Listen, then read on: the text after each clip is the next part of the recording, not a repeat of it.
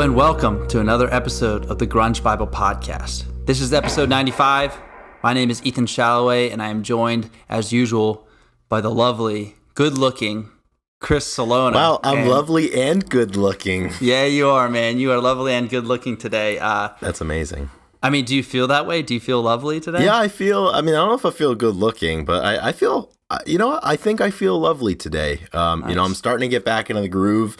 January's ticking along, and we're at the middle of the month now, and the holiday hangovers have passed. I've Right. put the lid on the various escapades of debauchery and just kind of not taking care of yourself and just having fun, which you have to do. But it feels good to get back into a little bit of a rhythm with work, with other sorts of activities, and in addition to that, with the podcasting, we're back. Yeah, I love the idea. I mean, New Year's resolutions, I feel like usually, they don't start. If you start on January 1st, that's kind of lame. Usually you got to start like January 10th. That's when you really start. A little bit, exactly. You got to ease into the year. You got to ease into the New Year's. So now that we're 10 days into January, we're really cracking down on the nutrition and the sleep and stuff. And what I was going to say earlier is, when you decide to cut out, dry January, you try to cut out a lot of stuff, and then you get back into a rhythm and you start feeling good, you start lifting, or you get back into your routine. You know that you're back when you start talking yourself into maybe this weekend I will have a few drinks actually. Yeah. You kind of go back on your word just because you start feeling good again, and once you get in that rhythm, you're like, I think I deserve it. Exactly. Yeah, that's absolutely what it is. And even when you get back, you train professionally for an actual goal. I just train for the hell of it, lifting and everything. And you take a little bit of time off. It doesn't have to be that much. You take a week off or even 4 or 5 days. That first day back, you're like, I don't want to go, but you have to. And as soon as you do it, you feel good. And I think that's what it's all about. You can use the New Year as a line in the sand to start to put yourself in a position where you may feel good. So that's what we're trying to do. And, hope everybody is making those positive changes in their lives. Yeah, and if you're out there, I'll say this because yesterday I had one of those moments where I was pretty beat. It was 3 days back after working, 3 days into training, and there was a session that I was just beat and didn't really want to go to. But we mustered up and we went to it because it was short. It was just kind of it was one of those things where you just to continue the pattern, the discipline to be there. And I didn't necessarily want to go, but I went and I surprised myself and I got a lot out of it. So if you're out there and you're not sure if you should go to the gym, maybe it's the gym, or you should, read a book or start, for whatever you're trying to do to be better at, just force yourself to do it. And I think you'll be really happy afterwards, because usually those are the times when, there's something special in there waiting for you and you just need to go. Yeah. And be there. And I feel like, you can probably attest to this. There's a lot of times where, the session that you don't think is going to be beneficial goes a long way. It really helps you recover. It helps you get to the next point. You learn something you didn't expect. So those times always seem to be really key. Yeah, 100%. And, I think it goes back to what our friend Eddie Vedder said on a song called Porch. Hear my name, take a good look. This could be the day. Yeah. You never know. Oh, it could be the day. I have it tattooed on my rib cage for a reason. And, it's for times like these. So, I think we might be talking about that song a little bit later today, too. Yeah, I think we might have to. And speaking of taking leaps, Ethan, today is an important day that's going to hopefully make you feel all kinds of warm and fuzzy. But I have a nice little factoid to share with you and the greater Grunge Bible podcast community. Are you ready? Oh yeah, I'm ready. All right. So this is, as we know, this is episode 95. It's coming out on January the 16th. But we're sitting down to record this on January the 12th, 2023. And that's notable for a big reason. On January 12th, 2021, 2 years ago to this day, we sat down for the first time and we recorded the unreleased pilot episode of the Grunge Bible podcast. So 2 years ago today, we were doing the same exact thing, but we were doing it for the first time. Wow. And yeah, I remember, I think your internet cut out and we decided to scrap it, but I still have the file. It's the only one that I've really saved on my own hard drive.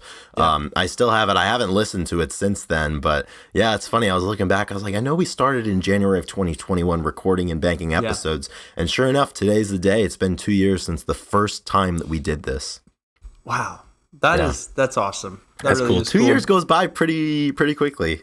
It does. It does. That's Yeah. why if you want to pick up guitar, do it, because 2 years will go by in no time and you wish Yeah, you did. exactly. It's so easy. Time goes by, you get busy, and you look back and years. be like, wow, that went by so quickly. But it does go by quickly. So if you infuse some of these things that you want to get better at, or you want to spend more time doing, the best day to do it is today. So, yeah. I know we it's talk about crazy. that a lot. Yeah. About how long we've been doing this and the stretch, and I mean, we really talk about it every podcast, but can't stress enough that it's a good reminder, and it's a good, it's just a good thing to help us keep going too. I think. Yeah, absolutely. So this is the perfect time. Over these 2 years, we've had a lot of people come and go throughout the podcast.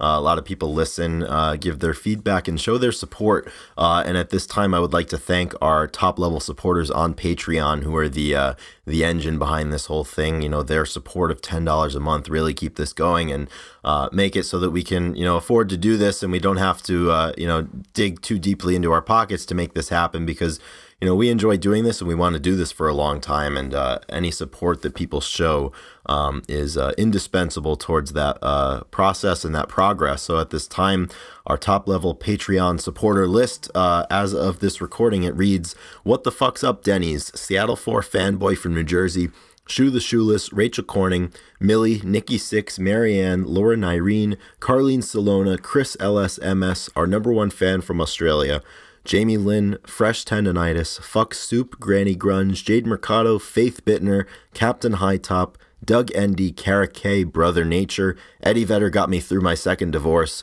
Alexis Shannon, The Blue Owl, Alex Long, and Black Hole Sean, as well as Christine Shepard. So thank you to each and every one of you for your support. And, if you're thinking about helping us, maybe now's the time. And when we're coming up on the 2-year anniversary of the show in and of itself, with episode 102 coming out in 7 weeks or so. So, to help us for the next year of podcasts and episodes, that would be duly appreciated. So thank you to everyone who has shown their support thus far. And we are eager to thank those that choose to in the future.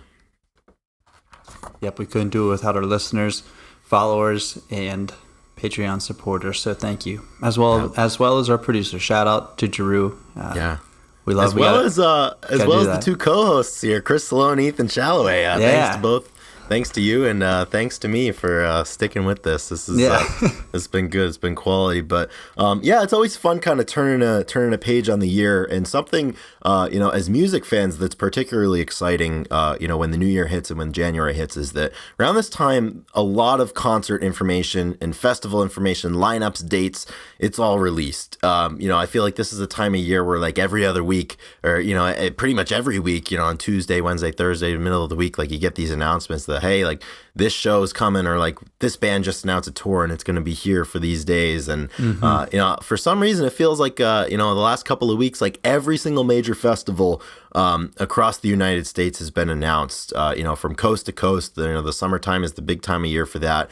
And I think something that strikes a chord with a lot of people who would listen to this podcast, most notably, the Foo Fighters have announced that they're going to be headlining 3 festivals this year. So on December 31st, on New Year's Eve, they released a statement, talking about the fact that there will be more live shows, and just talking about, how they want to carry Taylor's memory forward. So when that information came to light on December 31st, like, you kind of got the feeling that there were some announcements imminent, whether it was going to be like a tour, whether it was going to be a festival situation. And sure enough, they announced that they'll be headlining Boston Calling in Boston, Massachusetts, Sonic Temple in Columbus, Ohio, and Bonnaroo in Manchester, Tennessee. So Boston Calling and Bonnaroo will be happening towards the end of May, and I believe Sonic Temple... Boston Calling and Sonic Temple end of May, and then Bonnaroo later on in the summer. So obviously this is big news for a lot of people that were hoping, to hear the Foos continue to play. And, this will be the first time that they'll play, in a, I don't want to say normal capacity, but in a non-tribute show capacity, moving forward, playing, their songs as opposed to a lot of covers and whatnot that they did at the tribute show, one of which we were lucky enough to attend. But obviously big news for the Foo Fighters faithful and for fans of rock music in general.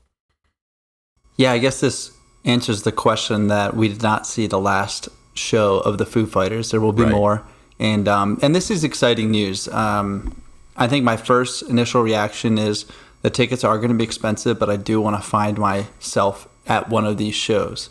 I've actually never been to a festival, a true festival. I never have either. And I was to say, I don't think you have either, which is surprising and also not surprising, because these always, you got to buy, there's going to be a ton of bands that you want to see, so it's easy to up the price for a lot of these.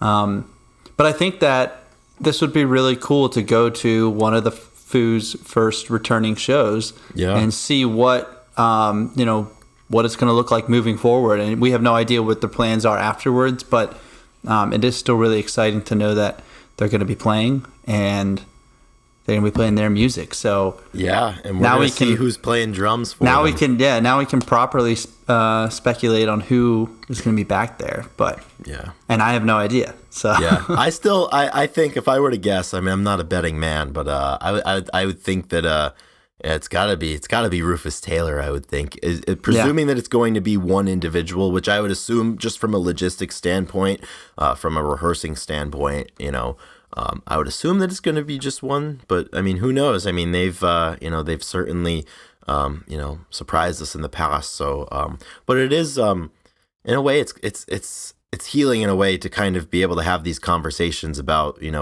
the Foo Fighters continuing to be a living entity, and that their career will go on, and their performing career, and who knows, maybe even their recording career will go on. I think all those guys in that band, they're musicians and they're writers and they're performers, and I think it will be continually healing for them to continue to do those things, to write and to perform, and to play for their fans. I think that tribute show that we went to, the emotion that was experienced that night is hard to put into words. And I think there's always going to be a little bit of that anytime that band takes the stage. And, we'll find out, assuming there are no other concerts announced previous to it, we'll find out on Friday, May 25th at Boston Calling. That'll be their the first live show on day one of Boston Calling, which is only an hour from me. So I think it's about time I attend my first festival. And I wanted to get into some of these lineups here. So as I mentioned, the Foo Fighters are headlining, and of these three festivals, there's one that is like very geared towards who I would assume is on the other end of this podcast, the musical taste that they have. And that would absolutely be the Sonic Temple Festival in Columbus, Ohio. And I just want to read some of these headliners. Yeah, Sonic Temple. You think that's like somewhere out in the desert or something? I have no idea. Yes, I've never heard of it before, and I'm not festivally inclined, and I have never attended, obviously, but I'm assuming it looks like it's been a thing before. The inaugural Sonic Temple Festival was in 2019. The Foos headline that also with System of a Down, Disturbed. So they're making their return for Sonic Temple 2023. But I'll tell you, I think people that are listening, people that follow the page, they would, if they could pick any of these three to attend, I think they'd pick this one. On Thursday, your headliners are Tool and Godsmack, and then Friday it's Avenged Sevenfold and Queens of the Stone Age. Saturday's Kiss and Rob Zombie, and then Sunday we end with the Foo Fighters and the Deftones. So really, really strong lineup for the fans of just rock and roll and just men hammering away on instruments really hard. Even some of the supporting acts. I mean, I see Beartooth on here, Chevelle, which was big back when I was in middle school. I see Knock Loose is on here as well, Falling in Reverse, The Pretty Reckless, AWOL Nation, and Sublime with Rome making an appearance. So that one's really big. And Ethan, I know you were big into Avenged Sevenfold back in your day. So I think, do you think, have you seen them? I can't remember. I have not seen Avenged Sevenfold. That was one of Drew brought that to the table back in high school when we were playing. He really liked playing their stuff, and so I haven't seen them because they lost a member or two members, was it? And so I didn't really know that. I mean, I wasn't sure that they were still going with the other original members and whatnot. You can find them at the Sonic Temple Festival in Columbus, Ohio in May. So I have seen Sublime with Rome, I think twice. Actually, one time really cool. Saw them play at the Festival Pier in Philly, and then they had a after party at the Hard Rock in Philly. There's the Dirty Heads and them, and Nice. Rome came out and did like a solo thing, and he was like, it was great. I mean, he came out and played a few songs, like he was super fucked up, and then like and then just like came and like mingled in the crowd while Duddy B and the Dirty Heads played a few more songs, and it was cool. Like we were standing there. I was like, oh shit! Like Rome was standing like right next to us, like in the crowd. He was just like vibing in the crowd, and it was really cool. I love Rome. I think he's really talented, really good. Yeah. So that's pretty cool. I like that. I mean, it's no Bradley, but I think that's a pretty good band, all things considered. And, important. It's another way for that music to live on. And I mean, I think everybody's got a soft spot for at least a couple of Sublime songs, especially in the summertime. So, I mean, that one, it's always interesting to see how, the festival promoters and the booking agents kind of handle the types of genre that they want there. So that was Sonic Temple, I think, very geared towards a specific type of music fan. And then, on the other hand, you have Boston Calling and Bonnaroo, the other two shows or festivals rather that the Foos are headlining. And Boston Calling, I think I have to go to this one. There's a lot that appeals to me, and I think it's kind of like a something for everyone situation. So the headliners on Friday, it's Foo Fighters and the Yeah Yeah Yeahs. And then Saturday we have the Lumineers along with Alanis Morissette, the two headliners. And then on Sunday it's Paramore and then Queens of the Stone Age handling the headlining duties. So there's definitely, I feel like the Lumineers are kind of, just they don't, one of these things is not like the other. And I have seen them before live back when they were good. No shit. Yeah, I saw them, I think in 2016 or 2017.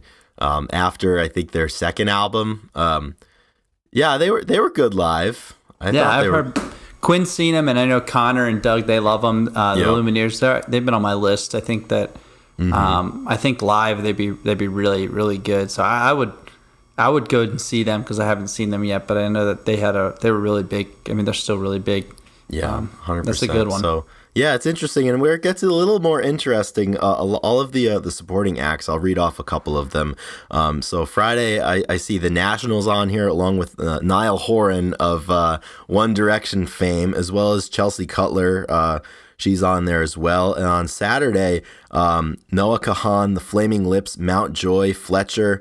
And then on Sunday, this one's going to be big for you. I see we've got some Bleachers, and then additionally we have King Gizzard and the Lizard Wizard supporting on Sunday with Queens of the Stone Age headlining. As I said, Maren Morris is in there as well, so it's got a really really good spread. And musically, I feel like Boston Calling this year is pretty diverse.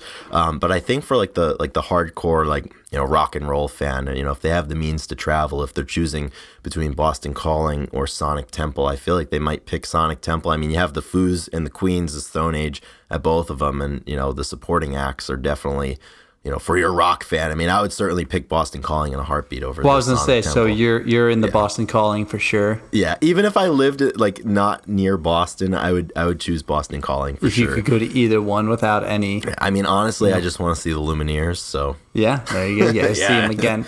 I mean, I'm gonna follow them. Yeah, I think. Oh man, that's a tough one. I like both lineups. I think I might go to Sonic Temple.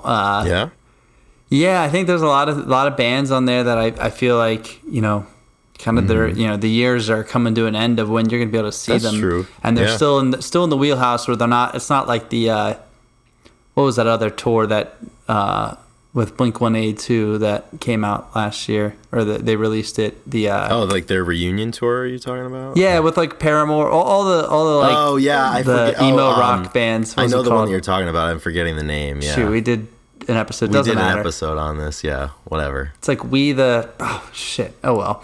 It doesn't matter. But yeah, I mean that one, I feel like I would go and maybe be slightly disappointed, but I feel like the Sonic Temple, I feel like that would be still really good. So I like that one. I think that would be really cool. Well, I love you never know when you're I was just saying, I love that the Foo, they're playing both in the same weekend. That's such a and and you said Queens as well. That's such a baller and difficult thing to do.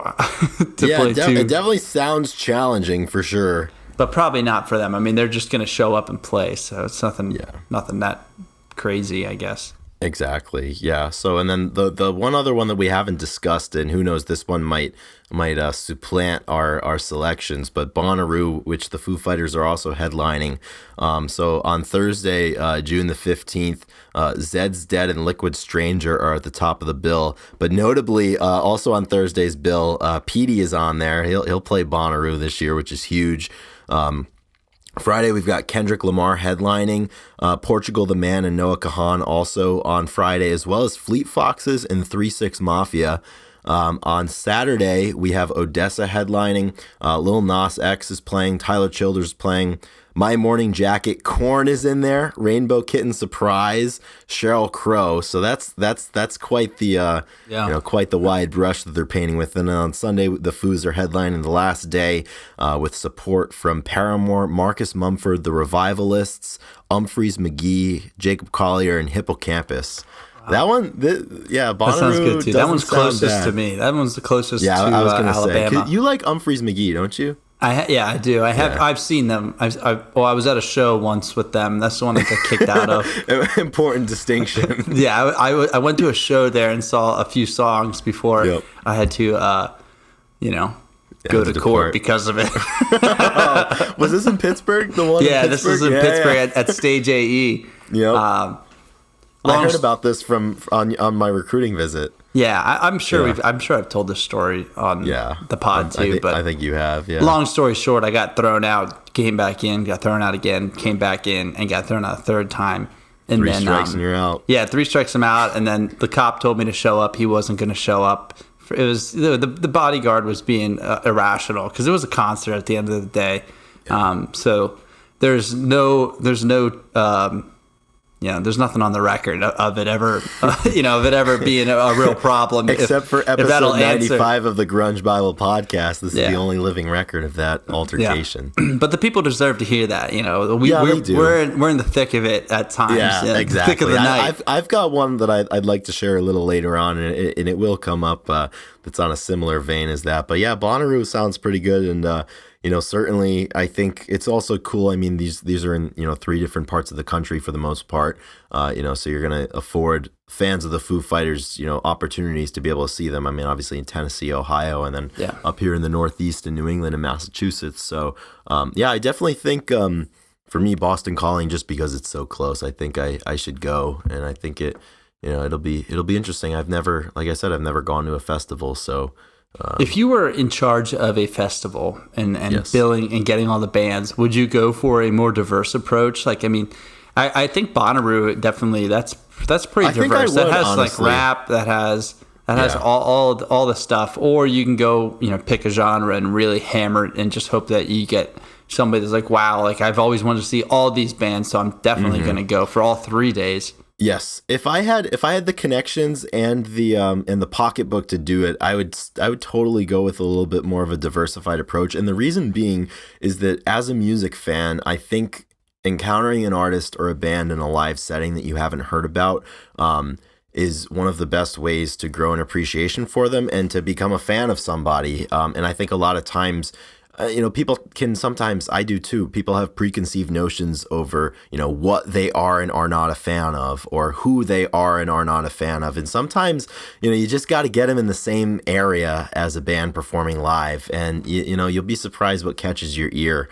So strictly from a point, I'm not trying to, maximize my bottom line or anything. I'm just trying to do a service to, the music fan that's in every single attendee to a festival. It would be cool to get a diversified area because, they're going to be around the festival grounds. They're going to hear this stuff. And, I think it's, those stories so cool. Like, hey, I was outside, like in the, in the water line or something. And I heard this and I went back in and I discovered this band, I gave this band a second look that I had previously written off. I think those are some of the more fulfilling moments. And, that would be really cool to be able to curate something like that, to make those moments happen for people. So I would definitely choose a little bit more of a diversified lineup because, there's something there for everyone. And then, there's things there for people that they don't even know that they were there until, they attended and something caught their ear. What about you? I think pretty similar. I think maybe selfishly, I think I'd want to have to be able to hear a more diverse lineup as well, and get people connected that may not normally be connected, certain bands and whatnot. And, because I think a lot of the artists, I think, also appreciate that, maybe because, you get a lot of people coming out on stage with them that not normally are in contact with, or they have cool things set up. So you might get some really cool collaborations from it, and who knows, some projects down the road. So I think, the diversifying is key to, good music. So I'd agree. Yeah, Yep, I'm not surprised that we agree on that as having, diverse music tastes. So, like, the diversity wouldn't be something that would be a turnoff for us to be like, hell yeah, like, we've got, Kendrick Lamar, and then, we have the Foo Fighters the next day. I mean, cool, bring it on. That's great stuff, but obviously... And just totally different experiences as a fan. Like, if you go to if it's hard rock the whole time, you're going to have to do this, the same type of crowd interactions, and, it'd be cool to mix it up, so... Yeah, so with all of this festival talk, you kind of, obviously with the grunge genre, you look back and there were definitely some very legendary festivals, and, there were some performances at these festivals that, time and notoriety and just, urban legend have anointed as being some of the hallmark performances from the era. So with all of these announcements, it kind of got me thinking back to some of the festivals that happened back in the early 90s, around the grunge scene. And, for a lot of these festivals, there's like that one performance or that one band that played, that everybody looks back on, like, the Pearl Jam at Pinkpop 92 and, Nirvana at Reading in 92. And it's interesting to go back and look at who else was on the bill, and to kind of retroactively go through a similar exercise that we just did, talking about the bands that were on the bill, and just kind of talking about, what you might have missed or what you may have discovered. So, three of, in my opinion, the more notable festivals that happened, from the grunge era, not any coincidence. I think they all happened in 1992. You have Pinkpop 92, you have Reading 1992, and then you have Lollapalooza 92. And for me, at least, you have Pearl Jam from the Pinkpop, you have Nirvana from Reading, and then Lollapalooza. For me, it's that Soundgarden performance that they did in Bremerton as a part of the Lollapalooza circuit back in 92. But, before this episode, we both, went on and did some research and kind of looked at some of the other bands that were on the bill.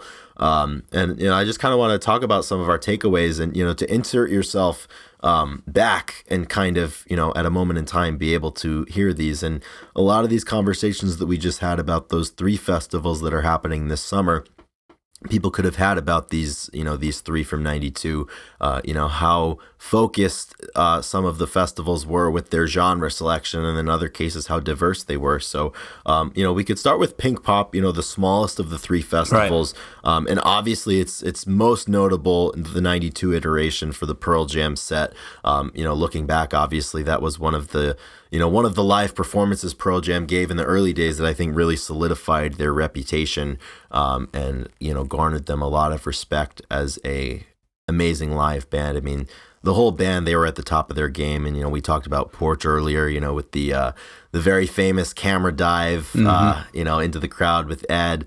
And, it's really... It's hard not to overlook some of the other performances and some of the acts that were there. I mean, Soundgarden played a great set that day. And there were a couple of other bands that and individuals that I don't listen to their music, or I don't really listen that much, but it's interesting to look back. Buffalo Tom, exactly. This is not the first time we'll see Buffalo Tom in this conversation. Hell yeah, dude. And it's really like, I want to go back and listen to some of these. I mean, you had at Pinkpop 92, you had Pearl Jam and Soundgarden, but you also had PJ Harvey and Lou Reed, David Byrne, and you had the Cult, who I'm beginning to get into a little bit more. So it's interesting to kind of insert yourself back into a music fan. If we were the ages we are now in 92 and be like, oh, like, if we had the ability to travel to the Netherlands for this, like, oh, like, do I go to this or do I go to something else? But yeah, Buffalo Tom, I don't know that I'm familiar. Are you? Sadly, I'm reporting that I'm not familiar with Buffalo Tom, and as soon as I saw him on the bills, I was like, I gotta go back and figure out. I gotta figure out what I'm missing. We might have to do an episode on Buffalo Tom. I would love that. Yeah, I would love that. I mean, that That just sounds great. I think when I was looking at these three, I mean, the main thing is this all came out in '92, which Nirvana and Pearl Jam are still very early. And I mean, it was just like early in their album discography and what they were playing. And yeah, I mean, especially Pearl Jam having only released their first record, in 1991, and Nirvana having been on a national scale and international scale, irrelevant until 1991 with Nevermind. It is kind of an interesting point in time. I mean, some of the hottest bands in the world at the time that to the average fan just popped out of nowhere, like, holy shit, here's Teen Spirit. And headlining, and playing, significant sets.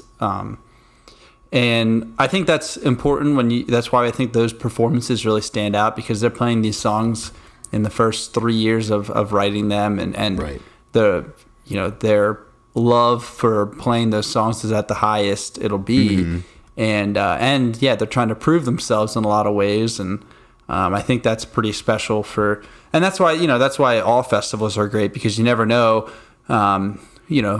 what band out there is hungry, what band out there is really, finally getting their opportunity. And that's why those are so cool, because you can find those performances that stick out and last a lifetime.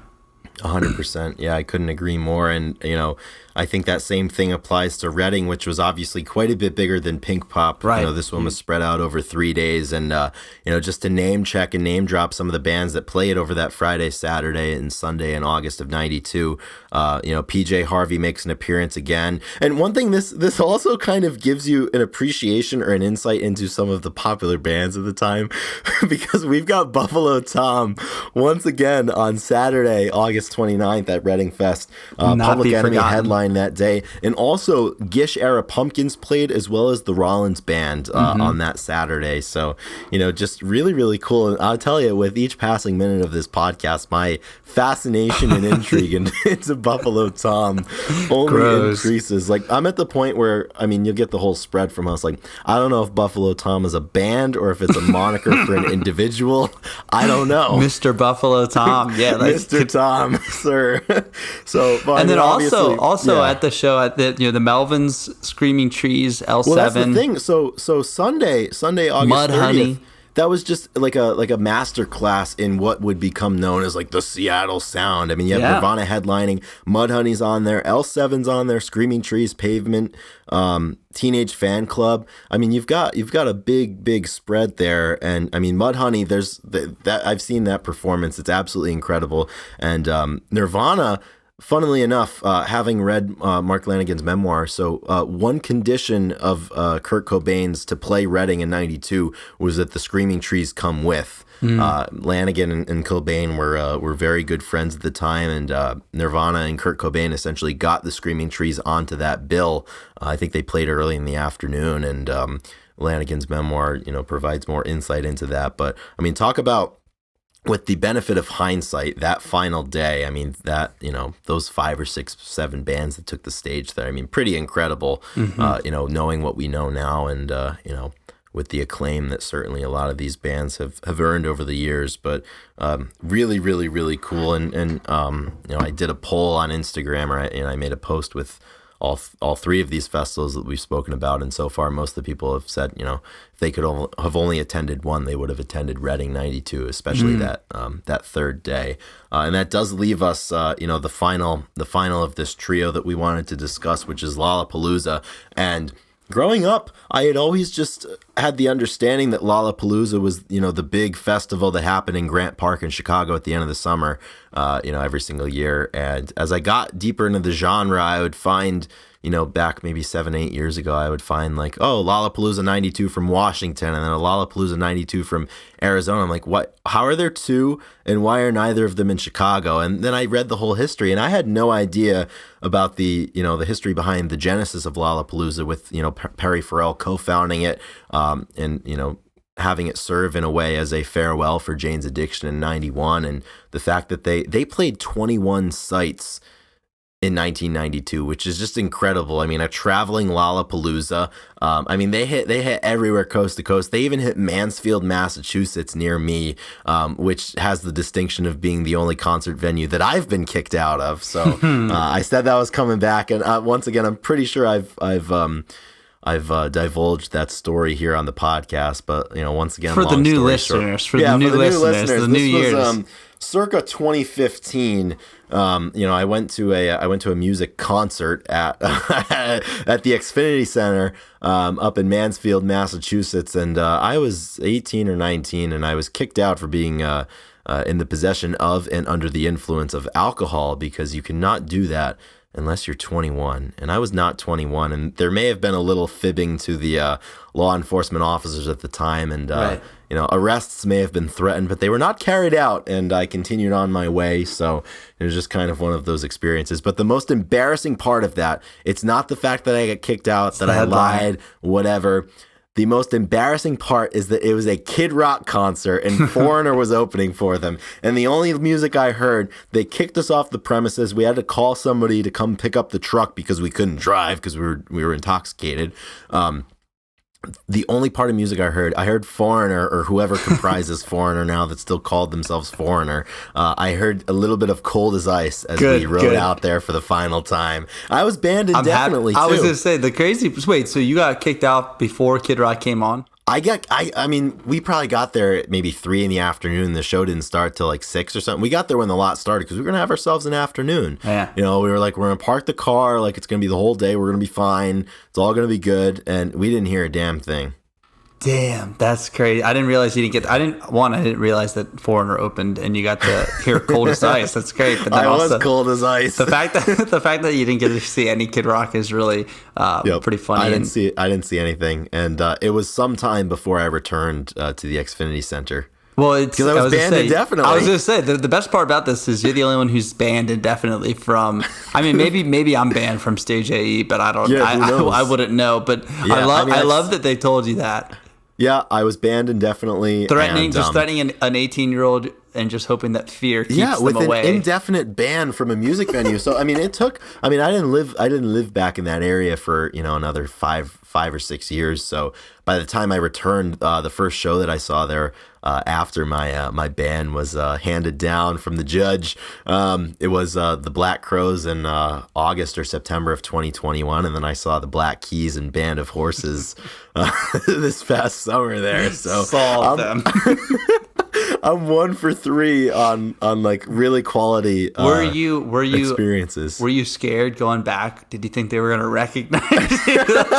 I'm sorry, Mr. Stallone, but like, remember that one time the Kid Rock concert back in the day? Like, we still remember. I was you can't help but look over your shoulder a little bit. I mean, obviously, the most important thing that they have, on their plate in terms of a safety, safety initiatives for concerts is to, consult their 6 to 7 year old indefinite ban list. And, fortunately for me, I was not detected, and I've since returned a couple of times. So that's amazing. Yeah, good old. But yeah, I mean, it's crazy. Lollapalooza played there, and I mean, the headliners for.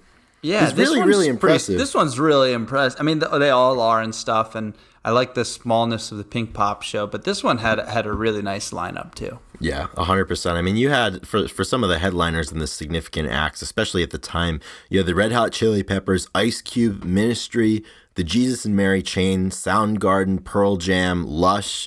Of the time, you have some of the Rage greatest Against the acts. Machine. Rage Against the Machine. And it's crazy, too, because some of these bands were supporting acts. Rage Against the Machine was a supporting act. Tool were a supporting act. Stone Temple Pilots were even on for a little bit as a supporting act. Yeah. Porno for Pyros, they were there as a supporting act. So it really kind of gives you Temple of the Dog played, correct? Well, exactly. So one of my favorite performances was from the Phoenix show, which I think was in September of '92.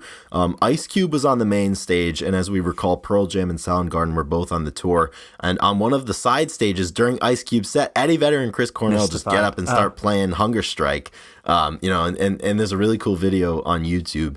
They start to play like completely unannounced, or at least, to the general public unannounced. And the camera pans to the, in front of the stage, and everybody is just kind of like streaming in to come see this, because obviously, this is in a post-10 world and a post-Bad Motorfinger world where they've got international fame and everybody knows who they are. So what a cool moment that would have been to, look over or hear, from out, beyond the tree line, you hear hunger strike going on. So really cool. And for me, as I said earlier, my favorite Lollapalooza 92 moment is that set that Soundgarden played in Bremerton, and that's the one where Eddie Vedder joins for backing vocals on Outshined. That I hear Chris Salona's voice in the back being mystified. So now you know who gets mystified. Yeah, that one's certainly one of the best ones. But yeah, it is always interesting. And I mean, Lollapalooza and Pinkpop, I mean, in Reading Festival too. I mean, throughout the entirety of the 1990s, their lineups were so robust and so complete, both at the time, if you can place yourself back there, and looking back. I mean, a lot of these acts have such staying power, their music does, and their performances from this time do. I mean, Nirvana's Live at Reading, I mean, the live part that they released, the live album, I mean, incredible. And, Pinkpop is probably, I'd say that's probably Pearl Jam's most revered live performance. I mean, these performances just don't happen out of nowhere, and it's so cool that so many of them were confined, in 1 year, for instance, in 1992. So really cool. And you always wonder, looking forward now, like which, if any of these performances that we just spoke about, for Boston Calling, Sonic Temple, and Bonnaroo, like, are there going to be any performances at those festivals that people look back and be like, yeah, that was the one? Yeah, and the set lists. I mean, we haven't even got into the set lists of these guys, but they're just hitters all the way around. Obviously. My God. Yeah. I mean, it really is, I mean, it's just awesome looking through. Obviously, Pinkpop 92, they pretty much played all of 10, it looks like. And then the Soundgarden, I love, finishing with Slaves and Bulldozers. It's one of my favorite live. Oh, yeah. One of the favorite live performances. Their live jams of Slaves is just so good. It's especially so heavy. At that time. And yeah, Cameron on the drums, just so heavy hitting that, it's hard to not get going after hearing that type of stuff. Yeah. And then, you look at, and then Nirvana's list at Reading is very extensive. I mean, that's the longest set between the three of them. And they did some really cool stuff because they were actually, people didn't think they were going to play. And I think there's an interview where, he walked in and some of his friends from the other band's like, oh, you showed up. And he's like, well, duh, we're headlining. And, he had no idea that people didn't think they were going to play. And right. That was when Kurt came out in the wheelchair and he stood up and fell over. And then they started jamming. And it's pretty iconic. And then at the end of the show, they played the national anthem. They went into a little jam, and he played the national anthem, kind of an ode to Jimi Hendrix. He kind of classic festival move, and then just destroyed their instruments, which is you gotta love classic that. festival move. Yeah, you gotta love that. So some really great performances, obviously, and it would have been, I don't know which one of those three would you have attended. Oh man, Chris? I think I'd have to pick Lollapalooza, honestly, because you get Pearl Jam and Soundgarden, honestly. Although it's a tough choice between that or Reading, honestly. But even Pinkpop with Soundgarden and Pearl Jam, they're sets I love, and Pinkpop and Reading have the important caveat that I would have been able to see Buffalo Tom, so yes. I couldn't do that at Lollapalooza, so. It's hard. I don't know if I can choose. It is tough. It just depends who you value to see more, and I think that's why a lot of people pick Reading to see Nirvana, and that's one of their better shows, I guess. But yeah, it is really hard choice. I don't know. I don't know. Maybe I have to take into account what city I'm going to be in too, because I love traveling and maybe around it. Probably back in the day, a lot of people, you just go for the show. You wouldn't have as much time or the money, but maybe, I don't know. Maybe I'd go to Reading. That might be my choice. Yeah, that's a good choice. But they're all phenomenal. So yeah, that's great. Well, it's really, really interesting to look back, but also to look forward. I think a lot of this podcast, obviously, because of the genre that we focus on, a lot of it is looking back, but that first portion of today's episode, we're kind of looking forward to different performances that have yet to happen. I think that's really cool. And if you're in any of these areas and you have the means to go out and see a band, I think it's important. We've been reminded, very frequently in the last 5 to 10 years as to why it's so important to go out and see, these musicians that we appreciate.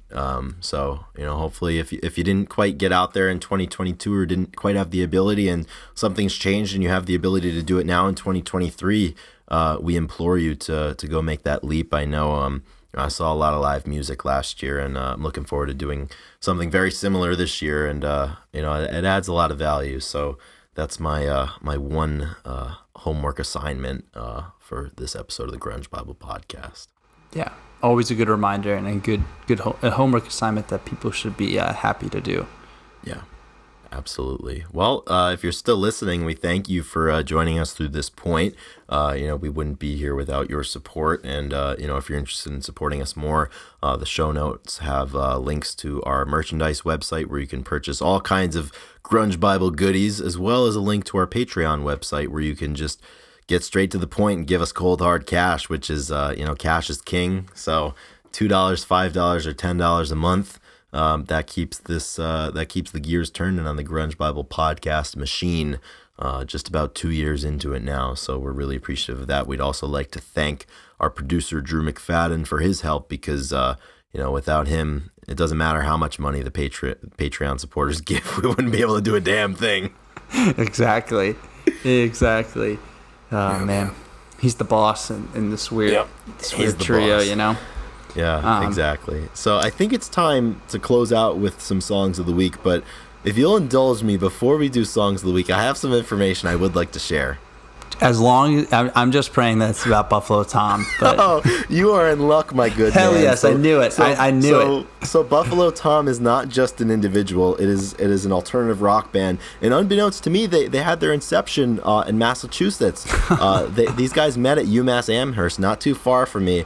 And Buffalo Tom's principal members, they're comprised of Bill Janovitz, Chris Colborn, and Tom McGinnis. And Ethan, you're going to love why they call themselves Buffalo Tom. Oh, I'm so excited. I already know that this is the first thing I'm going to do as soon as I close up the laptop is I'm putting on Buffalo Tom. I'm not even going to send it to Drew. I just got to get into the Buffalo Tom zone. So Buffalo Tom are called Buffalo Tom because of the band Buffalo Springfield. So they took Buffalo from Buffalo Springfield and then they just took the first name of their drummer, Tom McGinnis. It's perfect, dude.